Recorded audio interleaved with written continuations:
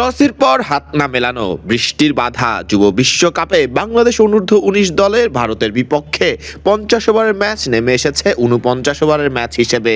একাই ভারতের batting line আপের মেরুদণ্ড ভাঙলেন বাংলাদেশ অনূর্ধ্ব-19 দলের বোলার আল ফাহাদ। পেলেন 5-5টি উইকেট। ভারত অনূর্ধ্ব-19কে 238 রানে আটকে ফেলেছে বাংলাদেশ অনূর্ধ্ব-19-এর টাইগাররা। বিশ্বকাপের গ্রুপ পর্বে নিজেদের প্রথম ম্যাচে এদিন টসে জিতে ভারত অনূর্ধ্ব-19-এর বিপক্ষে বোলিং করার সিদ্ধান্ত নেয় বাংলাদেশ অনূর্ধ্ব-19 দলের অধিনায়ক আজিজুল হাকিম তামিম। তামিমের সিদ্ধান্তকে শুরুতেই সঠিক প্রমাণ করেন বাংলাদেশ অনূর্ধ্ব-19 দলের বোলারেরা। দলীয় 12 রানেই ভারত অনূর্ধ্ব-19 হারায় অধিনায়ক আয়ুষ এবং বেদান্ত ত্রিবেদীর উইকেট। তবে প্রতিরোধ গড়েন আইপিএল মাতানো ব্যাটার ভাইভাব সূর্যবংশী। ভয়ঙ্কর হয়ে ব্যাট চালাতে থাকা ভাইভাব থামেন ব্যক্তিগত 67 বলে খেলা 72 রানের ইনিংসে। তাকে ফেরান বাংলাদেশ অনূর্ধ্ব-19 দলের বোলার আল ফাহাদ। এই আল ফাহাদের শিকার হয়ে অবশ্য শুরুতেই সাজঘরে ফিরেছিলেন ভারত অনূর্ধ্ব-19 দলের অধিনায়ক আয়ুষ।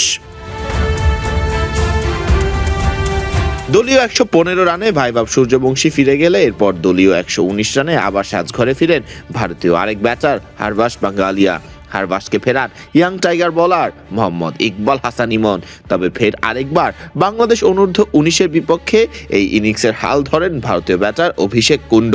82 বলে অভিষেক নিজের অর্ধশতক তুলে নেন। বিপাকে থাকা ভারতকে খাদের কিনারা থেকে তুলতে থাকেন অভিষেক কুন্ড।